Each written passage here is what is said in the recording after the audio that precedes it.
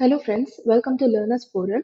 Solve in a Minute சீரீஸ்ல இன்னைக்கு நம்ம ISRO 2015 கொஸ்டின் பேப்பர்ல இருக்க ஒரு கொஸ்டினை சால்வ் பண்ணலாம்.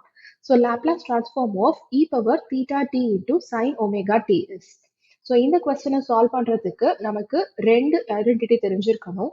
ஃபர்ஸ்ட் வந்து Laplace of sine omega naught t which is equal to omega naught divided by s square plus omega naught square அப்படின்னு தெரிஞ்சிருக்கணும்.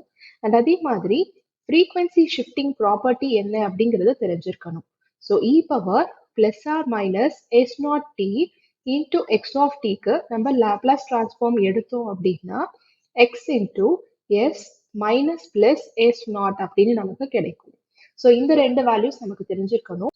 So Laplace of e power theta t into sine omega t value என்னன்னு பார்த்தீங்க அப்படின்னா sine omega naught டிக்கு value நமக்கு omega naught divided by s square plus omega naught square அப்படின்னு கிடைச்சிருக்கு.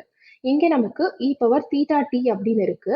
So இதுக்கு நம்ம பார்த்தீங்க அப்படின்னா எங்கெல்லாம் நமக்கு எஸ் இருக்கோ அது கூட நம்ம மைனஸ் பிளஸ் எஸ் நாட்டை வந்து இந்த சைன் பொறுத்து ஆட் பண்ணணும் இல்லை சப்ராக்ட் பண்ணணும் அப்படிங்கிறது தான் அர்த்தம். ஸோ இங்க நமக்கு பிளஸ்ல இருக்கு.